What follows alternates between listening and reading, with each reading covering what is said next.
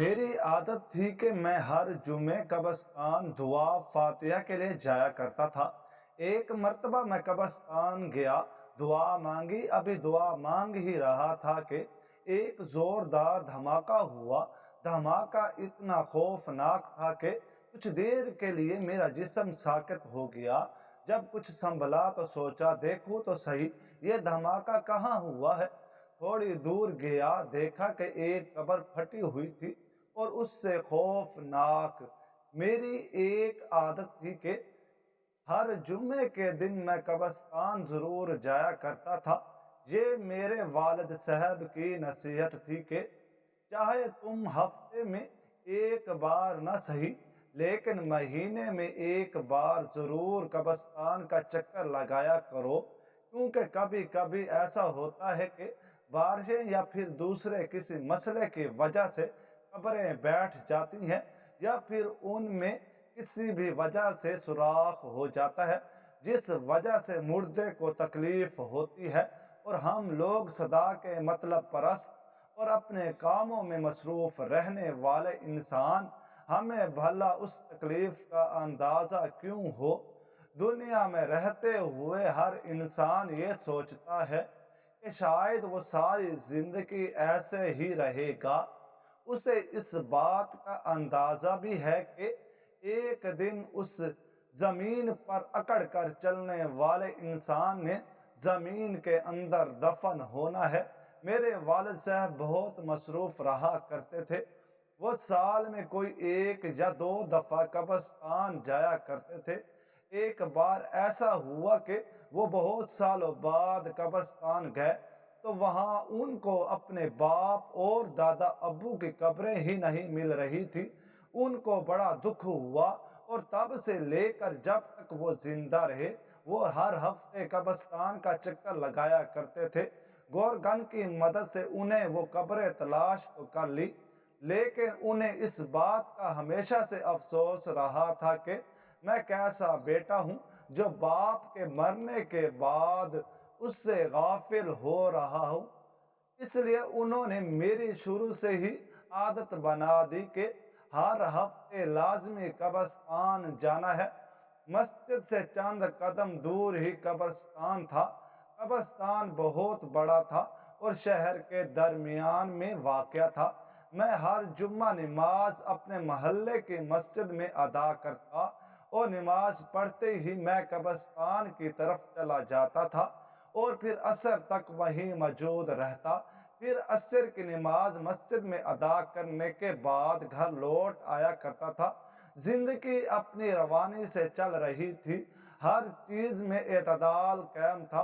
बहुत ज्यादा गम थे, ना ऐसा था कि बहुत ज्यादा खुशियां थी।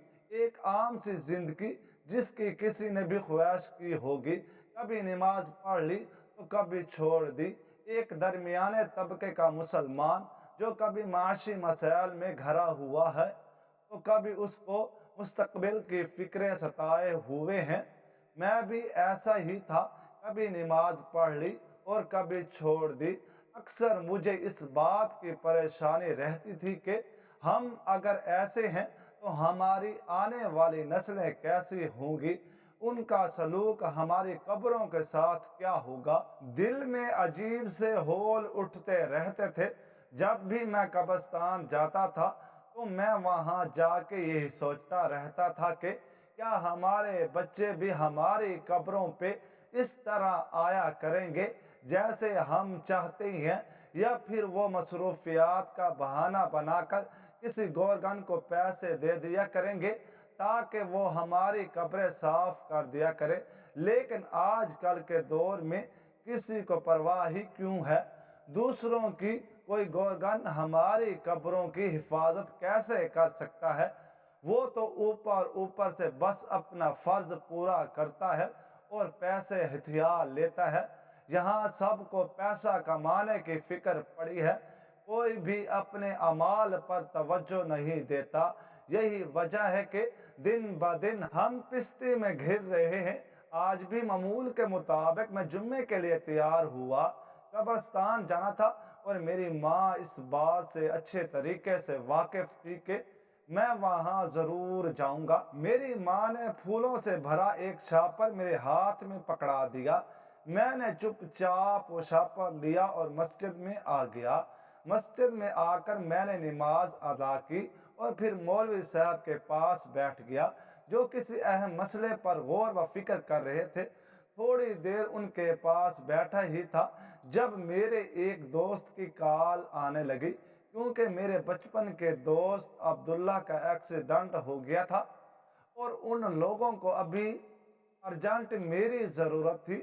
میں سب کچھ چھوڑ کر ہسپتال بھاگا۔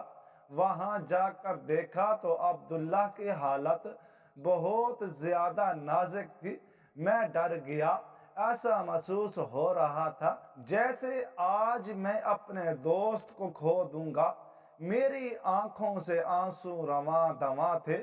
اتنا مضبوط مرد ہونے کے باوجود میری آنکھیں نم ہو رہی تھیں، تو اس بیچارے کی بیوی کا کیا ہی حال تھا۔ وہ تو بار بار اپنے سہاگ کے لیے دعا مانگتی رہی اور روتی رہی۔ مجھ میں ان سب کو حوصلہ دینے کی بھی ہمت نہیں ہو رہی تھی۔ تقریباً 24 گھنٹے بعد عبداللہ کو ہوش آیا تو ہم سب کی جان میں جان آئی۔ میں نے شکر ادا کیا۔ میری ماں مجھے بار بار کال کر کے پریشان ہو رہی تھی کہ نہ جانے اس کا بیٹا پچھلے 24 گھنٹوں سے غائب ہے، آخر گیا کہاں ہے۔ جب میری ماں جی کو بتایا تو وہ کہنے لگی کہ مجھے بھی عبداللہ کو پوچھنے آنا ہے۔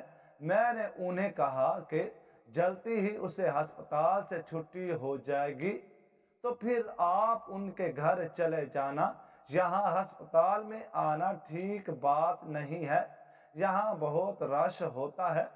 وہ میری بات مان گئی، لیکن مجھے عبداللہ سے فون پر ان کی بات کروانی پڑی۔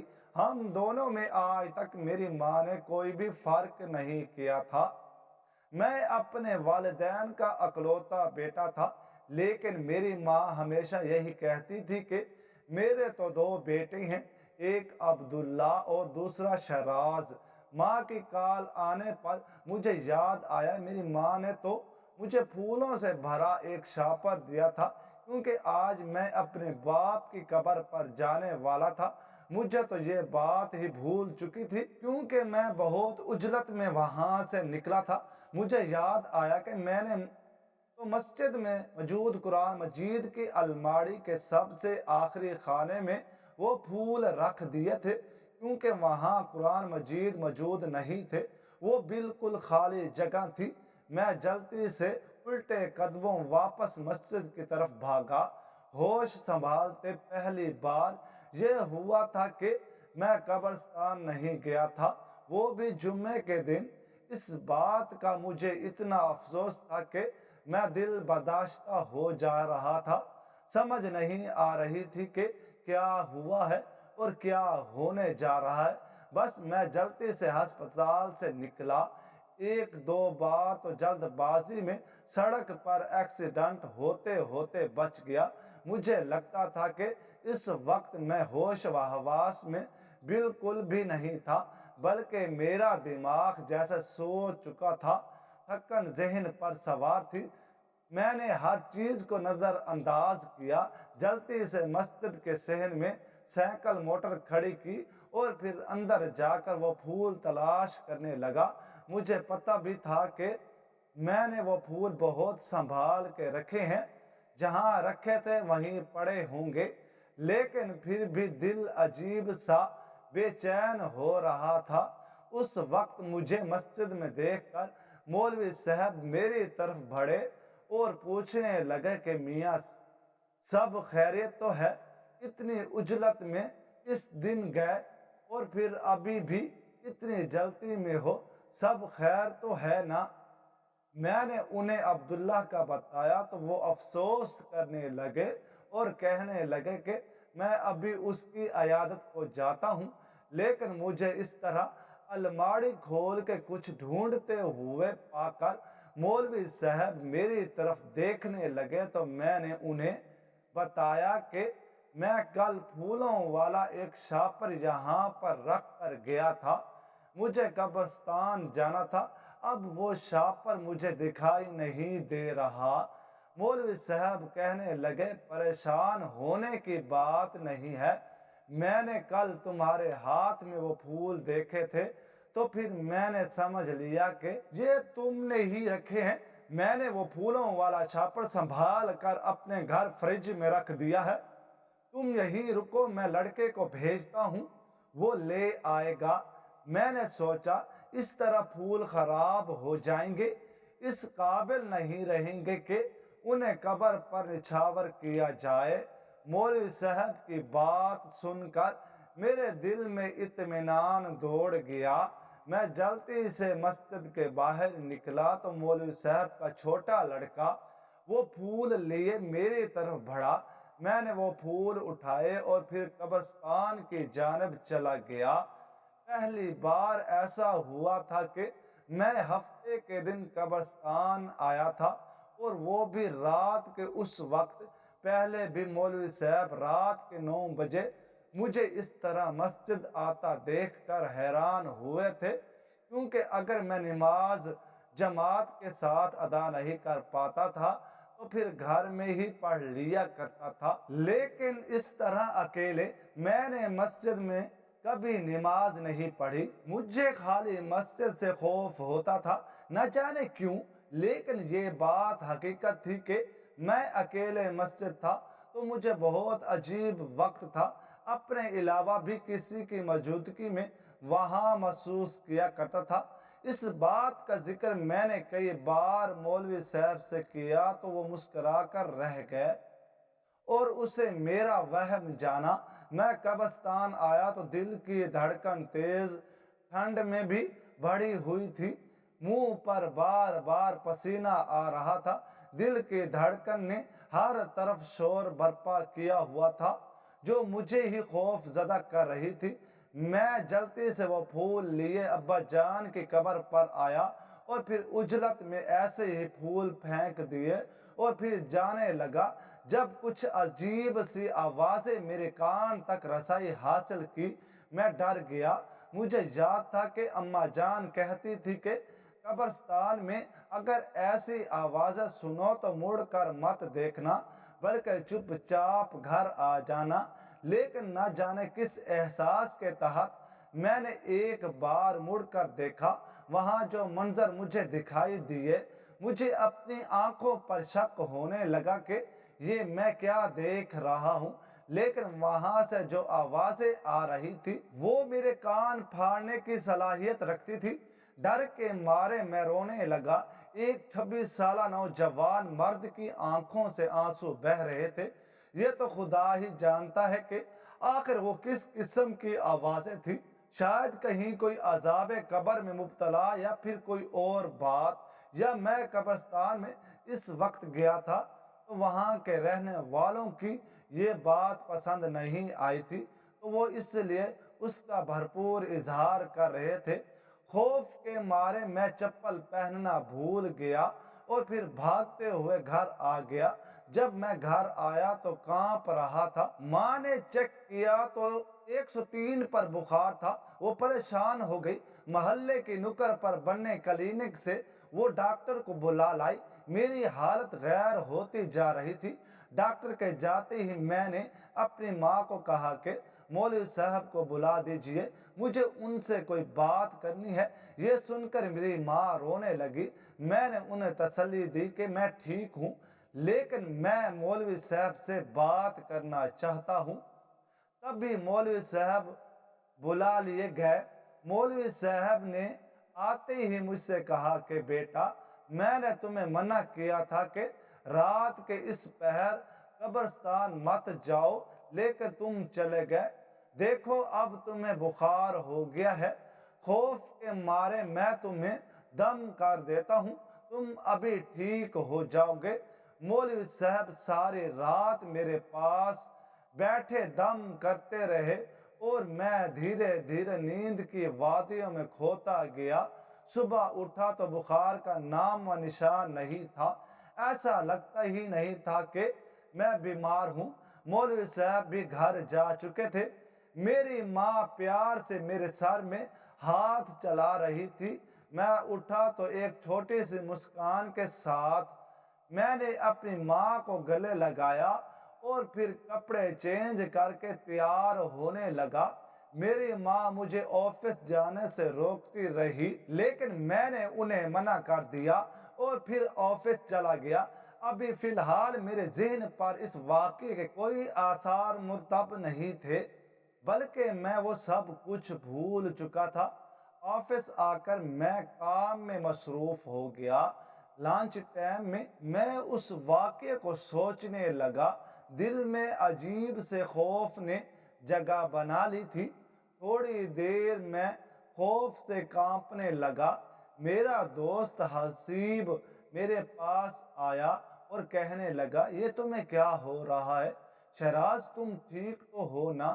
اس کے مخاطب کرنے کی دیر تھی کہ میں اس سچویشن سے نکل آیا اور میں نے خود کو آفس میں پایا، ورنہ ابھی مجھے ایسا محسوس ہو رہا تھا جیسے میں قبرستان میں ہوں۔ وہی رات ہے اور وہی خوفناک آوازیں۔ حسیب کے مخاطب کرنے پر میں بالکل نارمل رویہ اپنائے اس سے باتیں کرنے لگا۔ لنچ ٹائم ختم ہوا، میں گھر آ گیا۔ میں نے مولوی صاحب سے ملنے کا پروگرام بنا لیا۔ مجھے پتا تھا وہ اس وقت گھر میں موجود ہوں گے کیونکہ یہ مغرب کے بعد کا وقت تھا اور وہ کھانا کھانے گھر گئے ہوں گے۔ یہ سوچ کر میں ابھی گیٹ سے باہر نکلا ہی تھا جب مجھے مولوی صاحب گیٹ پر ہی مل گئے۔ وہ کہنے لگے، میں تمہاری خیریت دریافت کرنے آ رہا تھا۔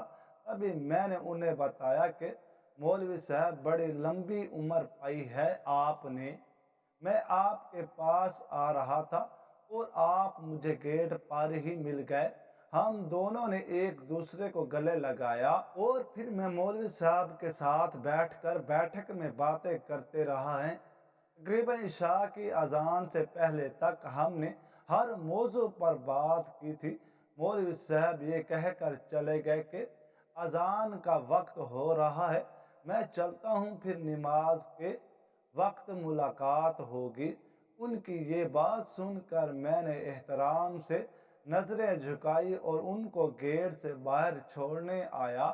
ایک ہفتہ گزر گیا، میں قبرستان والا واقعہ فراموش کر چکا تھا۔ ابھی ایک اور جمعہ آ گیا۔ میں نے اچھی سے تیاری کی۔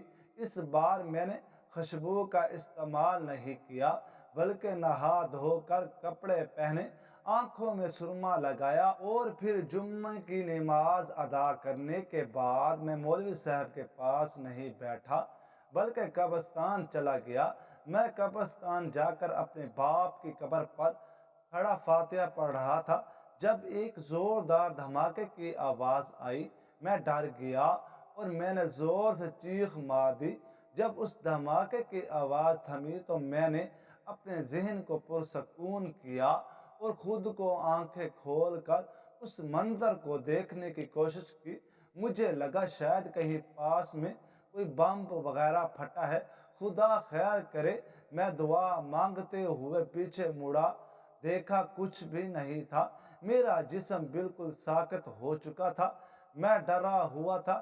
تبھی میں نے خود پر قابو پایا اور پھر میں نے قبرستان کے باہر دیکھنے کے بجائے قبرستان کے اندر دیکھنا شروع کر دیا۔ میرے ابا جان سے 2 قبریں دور ایک قبر تھی جہاں شاید دھماکہ ہوا تھا کیونکہ وہاں سے کچھ مٹی اڑ کر دور جا گری تھی۔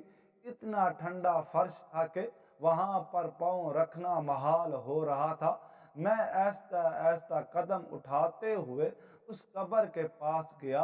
اس قبر کے زمین پر پاؤں رکھا، ایسے لگا میرے پاؤں جل جائیں گے جیسے اندر آگ جل رہی ہو۔ میں ڈر گیا۔ میں نے سامنے اس قبر کے خطبے پر نظر دوڑائی۔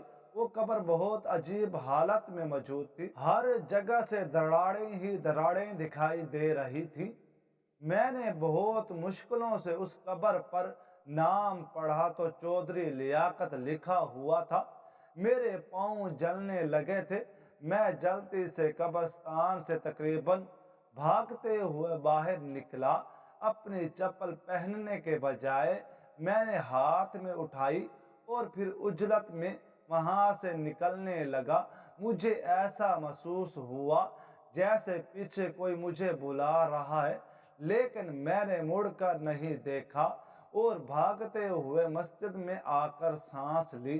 सामने मौलवी साहब मेरी ऐसी हालत देखकर हैरान थे और मेरी तरफ बढ़े और फिर कुछ पढ़कर मुझ पर दम करने लगे। कहने लगे, यूं रोज कब्रिस्तान मत जाया करो, थोड़े अरसे बाद अब जाना, तुम्हारी हालत ठीक नहीं लगती, अकेले कब्रिस्तान जाते हो, ऐसा किया करो कि साथ किसी को ले जाया करो, मुझे तुम्हारी हालत ठीक नहीं लग रही।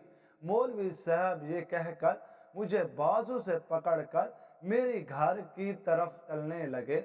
मेरा ज़हन बिल्कुल सुन्न था, मैं कुछ भी समझ नहीं पा रहा था। जैसे मौलवी साहब कुछ भी कह रहे थे, मुझे कुछ समझ नहीं आ रहा था, बस मैं असबात में सर हिला रहा था। वो मुझे मेरे घर छोड़ कर चले गए। मैं सुन्न होकर घर के दरवाजे के बाहर बने सीढ़ियों पर बैठ चुका था। मेरी माँ शायद मोहल्ले में किसी के घर जाने के लिए बाहर निकली तो मुझे इस तरह गुमसुम सा बाहर सीढ़ियों पर बैठा देखकर परेशान हो गई। मेरी तरफ बढ़ी और मुझे मुखातब करने लगी। मैंने अपनी माँ को परेशान देखा तो अपने होश व हवास में वापस आया और पूछने लगा कि माँ जी क्या हुआ है। वो कहने लगे, तुम यहाँ क्या कर रहे हो। इस तरह नीचे मैंने उन्हें बताया कि मेरी तबीयत ठीक नहीं है। मेरी माँ कहने लगी, अंदर घर चलो, मैं मौलवी साहब को बुलाती हूँ। मैंने कहा, मैं उनसे मिल के आ रहा हूँ, वही मुझे छोड़ कर गए हैं। मेरी माँ परेशान सूरत बनाए मुझे देखने लगी और फिर मेरा बाजू पकड़ के मुझे घर के अंदर ले आई। मुझे बेड पर लिटाया और पूछने लगी कि क्या हुआ है बेटा, आजकल तुम बहुत परेशान परेशान दिखाई देते हो। जब भी कब्रिस्तान जाते हो बीमार पड़ जाते हो और तुम्हें बुखार हो जाता है। ऐसा वहां क्या देख कर आए हो जिसने तुम्हें इस कदर खौफ में मुब्तला कर दिया है कि तुम कुछ भी सोचने समझने के काबिल नहीं रहते। उनकी बातें बजा थी। मेरी हालत वाकया में आजकल खराब चल रही थी। मैंने अपनी माँ को वो वाकया सुनाया तो वो हैरान रह गई और कहने लगी कि आइंदा अकेले कब्रिस्तान तुम नहीं जाना, वरना मुझसे बुरा कोई नहीं होगा। तुम ऐसा करो, यहीं बैठो, मैं मौलवी साहब को बुलाती हूँ, उनसे वजह मालूम करते हैं आखिर ऐसा क्यों हो रहा है। मैंने असबात में सर हिलाया। आंखें मूंद कर मैं बेड की टेक से टेक लगा चुका था। मेरी माँ गई और फिर जब वापस आई तो मौलवी साहब साथ थे। मौलवी साहब कहने लगे, मेरी उम्र तकरीबन 50 साल हो चुकी है। पिछले 30 सालों से मैं इस मस्जिद में इमामत कर रहा हूँ। चौधरी लियाकत से मेरी अच्छी सलाम दुआ थी, लेकिन मसला ये था, अभी वो बोलने ही लगे थे जब दरवाज़ा बजा। मैं हैरान रह गया कि अब इस वक्त कौन है, क्योंकि मैं बहुत मुतजस्सिस था कि आखिर उस कब्र के साथ ऐसा क्यों हो रहा है।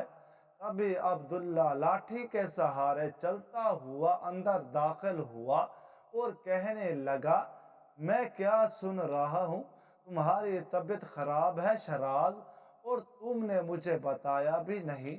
ये कहकर वो परेशान होने लगा और मेरे पास आकर बैठ गया। मैं उससे कहने लगा कि खामोशी से बैठ जाओ और मौलवी साहब की बात सुनो, फिर मैं बताऊंगा कि मैं क्यों नहीं आ पाया। वो खामोशी से बैठ गया तो मौलवी साहब कहने लगे कि चौधरी लियाकत बहुत अमीर इंसान थे। यहाँ मोहल्ले में उनके 3 मकान थे जो उन्होंने किराए पर दिए हुए थे। उनका एक मकान जिसमें एक बेवा अपने 4 बच्चों के साथ रहती थी। एक दिन वहां बिजली गिरी और इतनी बारिश आई कि मकान की छत गिर गई। बेवा जो पिछले 2 महीनों से अपने घर का किराया नहीं दे पाई थी। उसने चौधरी लियाकत से दरख्वास्त की कि वो आकर किसी तरह इस छत को ठीक करवा दे, क्योंकि उसके पास तो इतने पैसे नहीं है कि वो ठीक करा सके। चौधरी साहब गुस्सा करने लगे और कहने लगे कि पहले ही तुमने मुझे 2 महीने का किराया नहीं दिया, अब कह रही हो कि मैं तुम्हें ये घर सेट करवा कर भी दूं।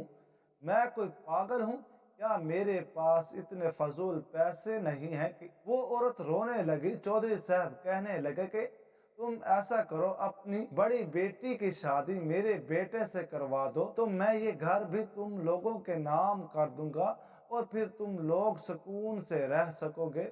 बेवा ये बात सुनकर हैरान रह गई, क्योंकि उसकी बड़ी बेटी 15 साल की थी और वो चौधरी का बेटा तकरीबन 35 साल का था।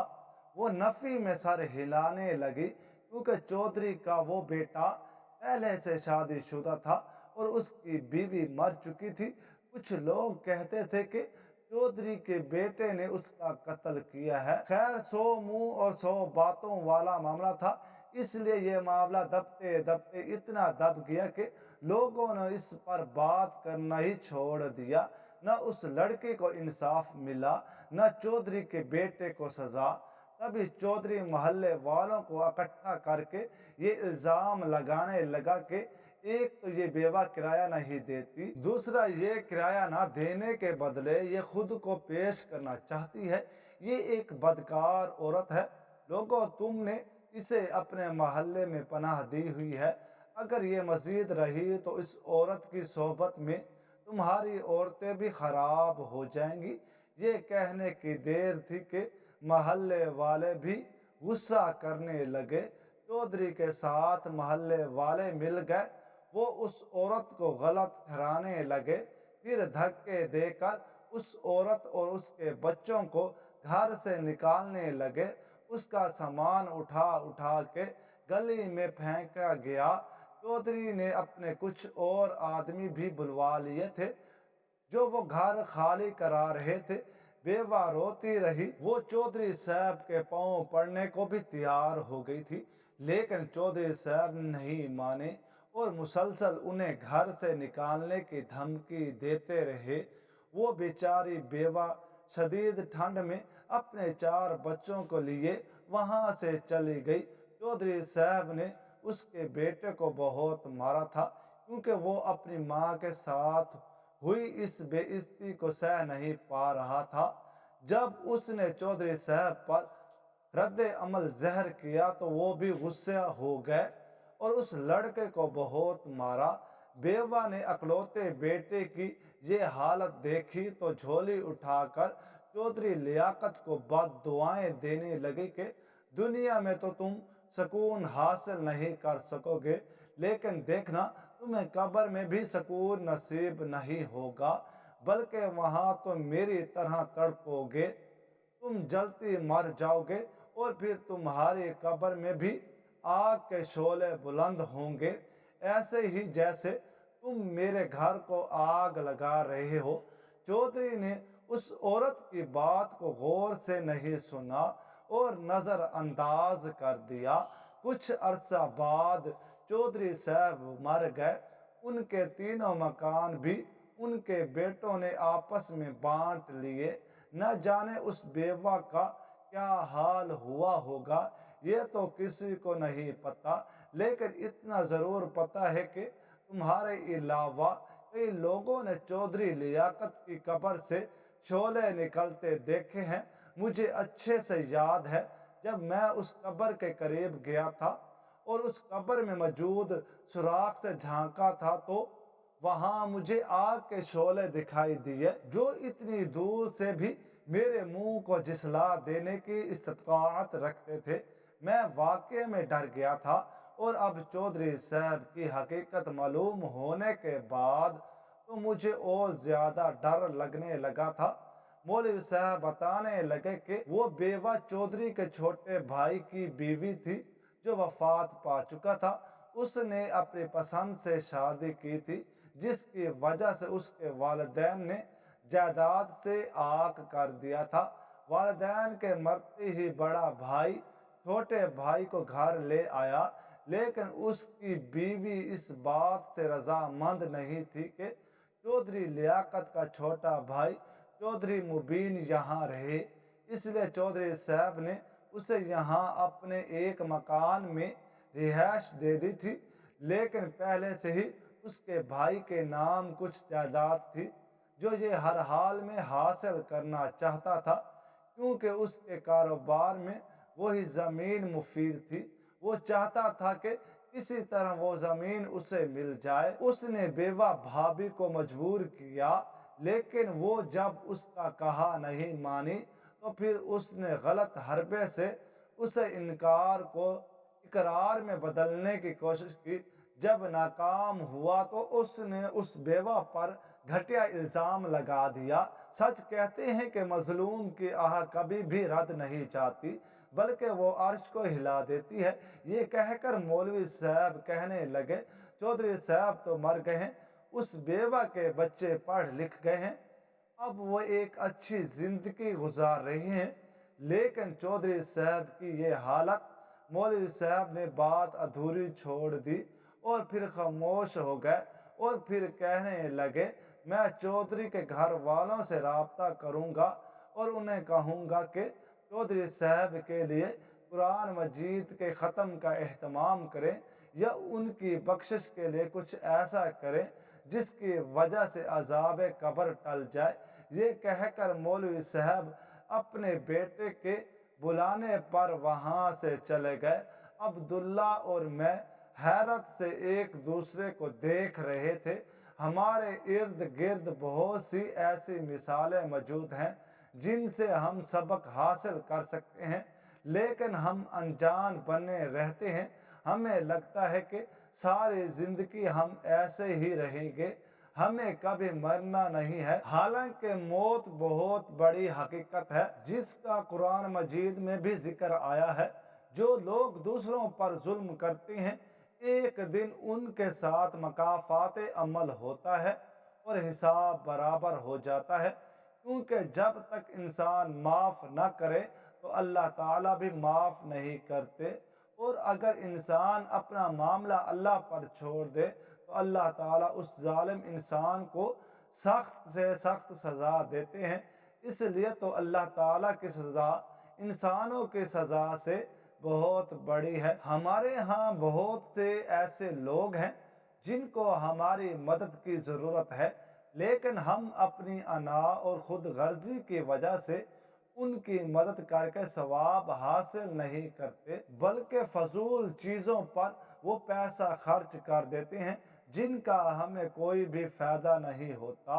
अगर इंसान इंसाफ करना छोड़ दे तो इसका मतलब ये नहीं कि अल्लाह ताला इंसाफ नहीं करेंगे, बल्कि वो उससे भी ज़्यादा सख्त इंसाफ करेंगे। बेशक इंसान ने अपने हर अमल का जवाब देना है, चाहे फिर उसका ताल्लुक नेकी से हो या बदी से।